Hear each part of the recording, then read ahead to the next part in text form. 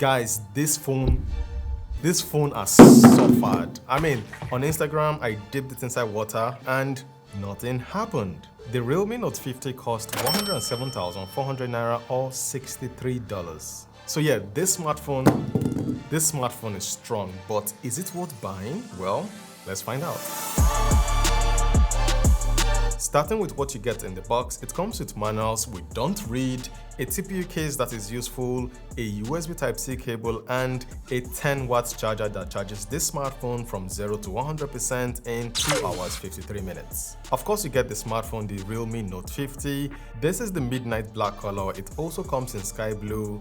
If you're going to get this smartphone, get the sky blue color. It's beautiful.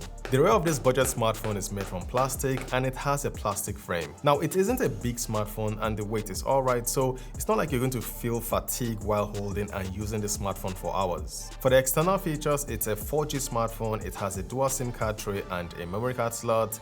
It has a mono speaker that sounds good. It even has an ultra volume mode that makes it even louder. Normally, I don't like smartphones coming with a mono speaker, but for the price of this smartphone, I really can't complain. It has a 3.5mm audio jack, a single microphone, and a USB Type-C port. The fingerprint scanner is also the power button, and check this out, the unlocking speed is good. Now, most of you guys must have noticed this, the teardrop camera cutout. Some like it, some don't like it, but for the price of this smartphone, again, I really can't complain. Now for the display, it's a 720p IPS LCD panel.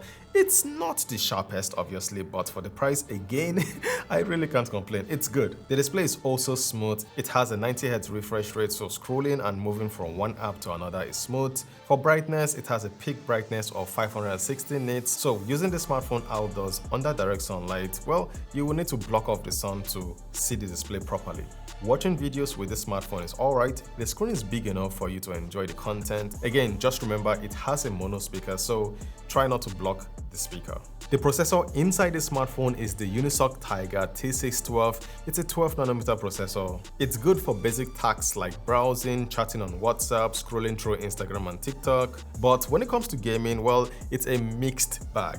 For PUBG, it ran the game at HD graphics and high frame rate, which is impressive for the price of this smartphone. But guys, when it comes to Call of Duty Mobile, and a lot of you guys play that game, it's a different story. It ran the game at low graphics and medium frame rate. I mean, it's still playable, but you're not going to enjoy the game that well. Again, for the price of this smartphone, I really can't complain. It's a budget smartphone. Another area where this smartphone doesn't do too well is in multitasking, because it comes with 3 or 4 GB of RAM depending on the option you go for. Now, you can expand the RAM using virtual RAM, but that's not going to solve the multitasking problem. Now, this smartphone has been out since January 2024 and it's still running Android 13. So I don't think it's going to get Android 14 or any other future software updates. And if you check the app drawer, you're going to see some bloatwares, which you can uninstall or disable. Now, one thing I noticed is when the smartphone is locked and you swipe to see the different background wallpapers, you're going to see ads. But the good thing is the ads are not intrusive. It's only when the screen is locked. Now let's talk about the cameras. Starting with the front camera, it has a 5-megapixel shooter and you need to be patient with it. And portrait pictures don't look good. Night photos have plenty of noise, but again, it's a budget smartphone. We're not expecting it to take great night pictures. So here's a video from the front-facing camera shooting in 720p. What do you guys think about the video quality? Let me know in the comment section below. So I'm in my studio. This is the front-facing camera and it shoots in 720p. That's why it's not looking that good. But what do you guys think about the video quality? Let me know in the comment section below. Now moving to the rear camera, it has a 13-megapixel primary camera and another camera that doesn't take pictures. It also takes really good pictures outdoors when there's plenty of light. So now we're using the primary camera. So what do you guys think? Is there a big difference? Do you think this will suffice for your social media use? I think so, especially for the price you're paying. Well, let's review the footage and see. So we're currently shooting with the rear camera of the Realme Note 50 and it's shooting in what format? 1080p. So it's shooting in 1080p at 30 frames per second, I'm guessing. Yeah.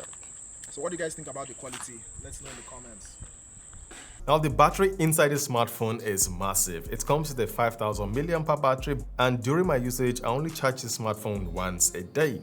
Now, what's not impressive is the charging time. Because it comes with a 10 watts charger, here's the charging breakdown. It took 2 hours 53 minutes to fully charge the smartphone. So, what do I think about the Realme Note 50? Well, the price is incredible. For 107,400 naira or $63, it's a steal. The build quality is solid, the performance is decent for the price, plus the battery life is impressive. Now for the downside, it comes with a mono speaker and a 720p display, which is not the sharpest. These are typical compromises you get when you're going for a budget smartphone. Now this smartphone is tough. Most budget smartphones can't survive what this guy has gone through. Overall, the Realme Note 50 offers good value for the price, and honestly, you won't find much better at this price point. So that's my review of the Realme Note 50. It's a very tough smartphone. Thank you for watching to the end, and if you found this video to be useful, hit the like button and maybe subscribe. Thanks once again, and I'm going to see you guys very soon. Valor Reviews, signing out. It's a tough smartphone, honestly.